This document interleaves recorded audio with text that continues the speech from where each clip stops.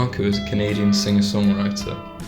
His style of music is most commonly referred to as indie rock, however Mac himself described it in the past as jizz jazz.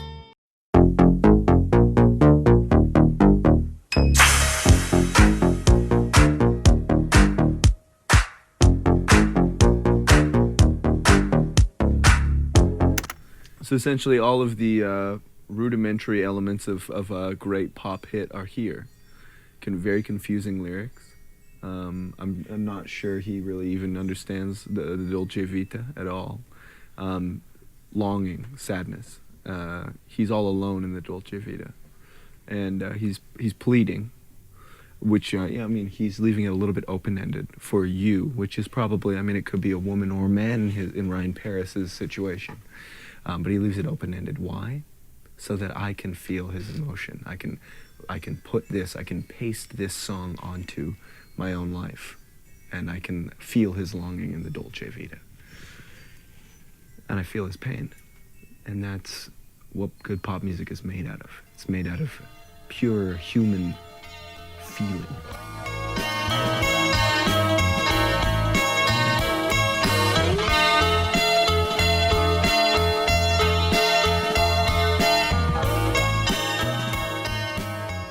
During high school, DeMarco was a member of several bands, but his debut in the music industry wasn't made until 2009 after he moved to Vancouver.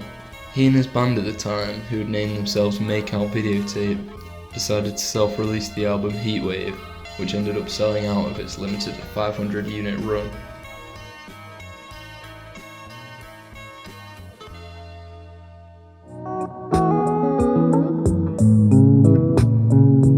I never thought I would do the music thing. Never wanted to play guitar when I was a kid. Got a family full of musicians.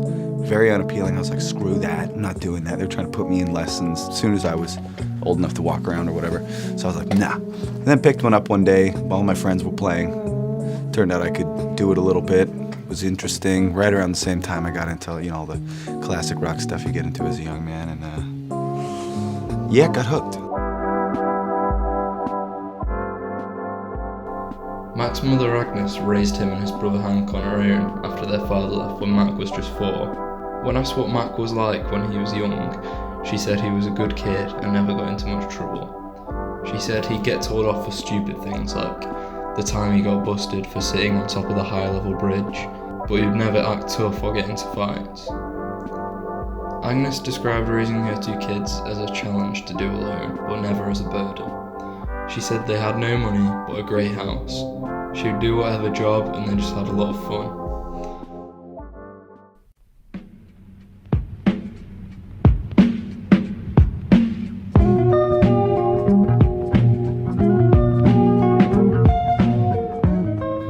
After touring for a while with a band named Japandroids, Mac moved from Vancouver to Montreal to begin recording as a solo artist.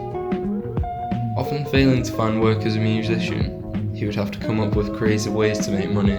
This involved participating in paid medical experiments and working on road paving crew. His co-workers in road work hated him for being too weak. In an interview with Clash Music, he told them he saw those jobs as just a way for him to keep doing what he wanted, which was make music.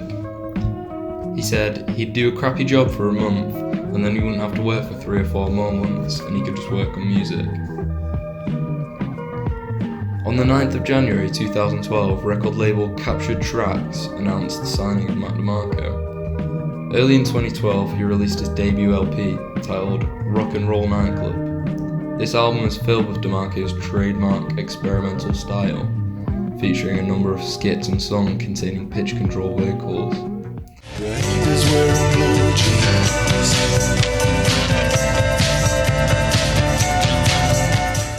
One of the songs, Moving Like Mike, was featured in an ad for the American supermarket Target. In an interview he talks about the ad saying, "The song comes on for 3 seconds. I made $15,000 for 3 seconds of a song I wrote in half an hour. That's pretty funny to me."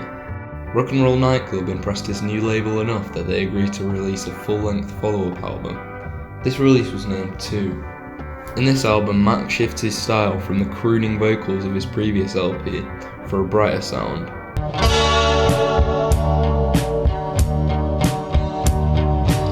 viceroy. Early in the morning, just trying to let the sun in. After the release of 2, Mac's fanbase increased exponentially. His next album, titled Salad Days, was released 2 years later and received even better reviews. As I'm getting older, chip upon my shoulder, rolling through life to roll over. In Mac's latest album, titled This Old Dog, he strays away from the jokes and takes a more serious tone. For example, the song My Old Man is all about his relationship with his father, a man who chose alcohol and drugs over him. Sometimes love is pushed away.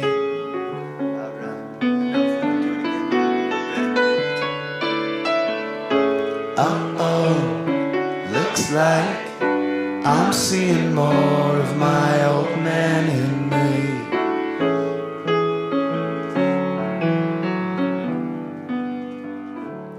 To real talk it, right? This is you have a complicated relationship with your dad. Is that the best way? I do, but I'm not trying to vilify the guy or crucify him or murder him or anything like that. Yeah. I'm just trying to understand, because there is a certain thing where there's a father figure and just understand that relationship and what it's supposed to mean and what it is and where I'm at in it. And, well, you know, God bless you, Dad, if you see this.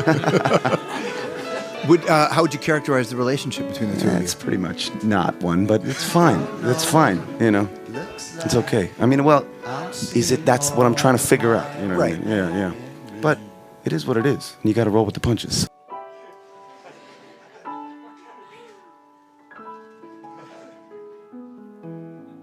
Alec, man.